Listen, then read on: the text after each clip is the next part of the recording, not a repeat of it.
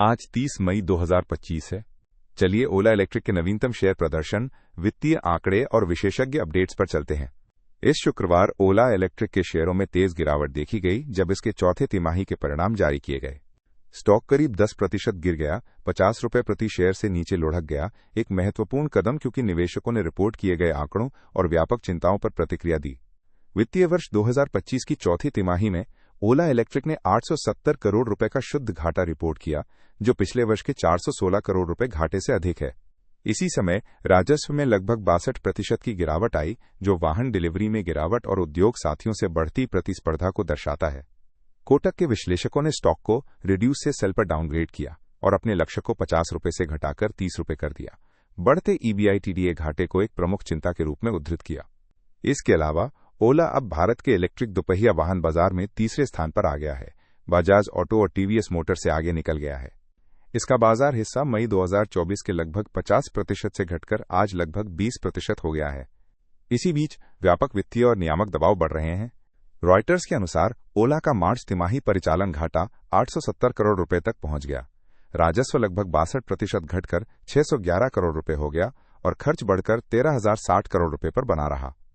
वाहन पंजीकरण साल दर साल में 52% घटकर लगभग 56,760 यूनिट्स हो गए। कंपनी 1700 करोड़ रुपए तक का ऋण पुनर्वित्त के लिए विकल्प तलाश रही है।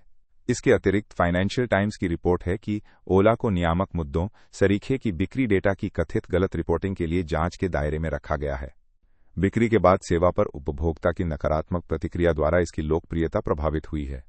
पर्यवेक्षकों का सुझाव है कि कंपनी के लिए तेजी से बदलाव आवश्यक है। इन झटकों के बावजूद ओला इलेक्ट्रिक ने लागत नियंत्रण और परिचालन स्थिरता के कदम उठाए हैं। मार्च में पहले कंपनी ने लगभग 90 करोड़ रुपए प्रति माह की बचत की घोषणा की और वित्तीय वर्ष 2026 की पहली तिमाही तक ऑटोमोटिव सेगमेंट में EBITDA ब्रेक इवन का प्रक्षेपण किया। इसने स्थानीय बैटरी निर्माण के समर्थन के लिए सरकारी PLI ऑटो स्कीम के तहत 73 करोड़ रुपए का भी सुरक्षा प्राप्त की। तथापि परिचालन गतिरोध जारी है। नियामक अधिकारियों द्वारा शोरूम पर छापे में व्यापक गैर अनुपालन को चिन्हित किया गया। 95% से अधिक शोरूम कथित तौर पर उचित व्यापार प्रमाण पत्र से रहित पाए गए। कंपनी ने इन दावों को विवादित किया, लेकिन वो जांच के अधीन बनी हुई है। संक्षेप और दृष्टिकोण के अनुसार ओला इलेक्ट्रिक निस्संदेह कठिन समय का सामना कर रहा है। हानियों का तेज विस्तार और गिरते राजस्व ने निवेशक निराशावाद को जन्म दिया है, जो शेयर मूल्य में तेज गिरावट और विश्लेषक डाउनग्रेड्स में परिलक्षित होता है। बाजार हिस्सेदारी में क्षय और नगद प्रवाह के दबावों से उबरना और भी जटिल हो जाता है। उज्ज्वल पक्ष पर लागत में कमी के उपाय और वित्तीय वर्ष 2026 की पहली तिमाही तक EBITDA ब्रेक इवन की परियोजनाएं कुछ उम्मीद की किरणें प्रदान करती हैं। तथापि नियामक बाधाएं, बिक्री निष्पादन मुद्दे और ग्राहक विश्वास चिंताएं बनी हुई हैं।